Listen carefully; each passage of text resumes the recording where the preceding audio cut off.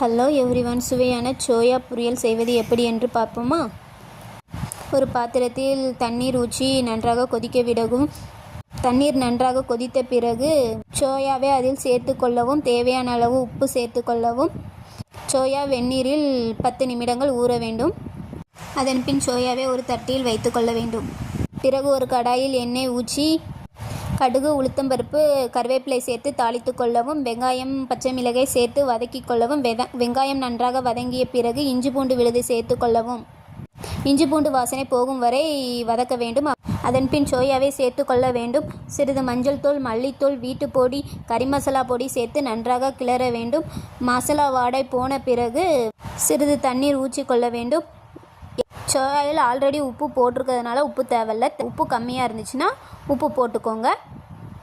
தண்ணீர் நல்லா வற்றிய பிறகு தேங்காய் துருவல் போட்டு இறக்கி கொள்ளவும். சுவையான சோயா பொரியல் ரெடி.